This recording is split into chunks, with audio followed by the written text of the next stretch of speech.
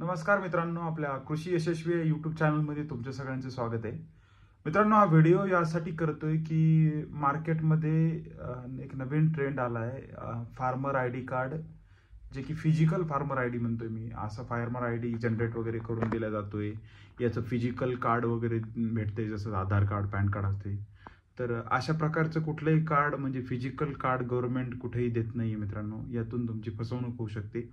म्हणजे थोडक्यात सांगायचं झालं तर संपूर्ण महाराष्ट्रातच नाही तरी भारतात सुद्धा शेतकऱ्यांच्या जमिनीला त्यांचे आधार कार्ड जोडण्याचं काम चालू आहे फार्मर ॲग्री स्टॅकमध्ये.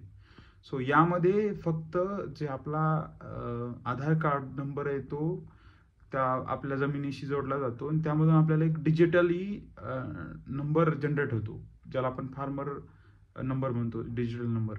तो फक्त नंबर हा डिजिटल जनरेट होत आहे. बाकी असं फिजिकल कार्ड वगैरे कुठेही जनरेट होत नाहीये किंवा गव्हर्नमेंट अशा प्रकारचं कुठलंही कार्ड वगैरे काही म्हणजे बनवत नाहीये. असं असं कुठेही काही चालू नाहीये.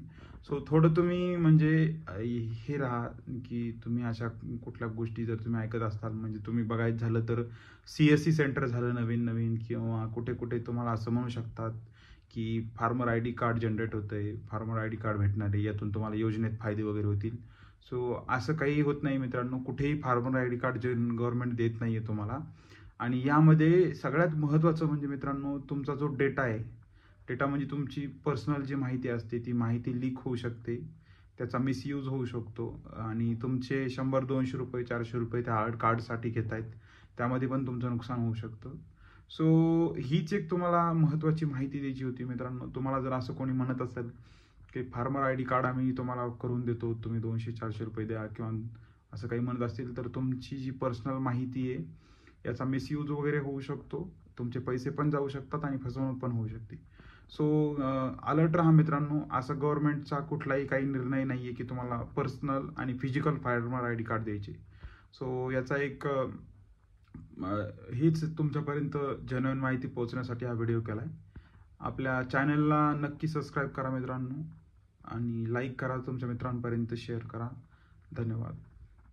तर मित्रांनो, तुम्ही बघू शकता हा शासन निर्णय आहे. यामध्ये स्पष्ट दिलेलं आहे ॲग्री स्टॅक अंतर्गत शेतकरी ओळखपत्र फार्मर आय डी बाबत. सो हे जे कृषी विभागीय आयुक्त आहेत त्यांना हे पत्र म्हणजे पाठवलेलं आहे कृषी आयुक्तालय महाराष्ट्र राज्य पुणे यांना. आणि यामध्ये स्पष्ट सांगितलेलं आहे की फिजिकल जे कार्ड आहे याचा काही संबंध नाही आहे. फिजिकल आय डी कार्ड छापण्याची, वितरित करण्याची किंवा त्याची प्रत प्रसारित करण्याची परवानगी देण्यात आलेली नाही आहे.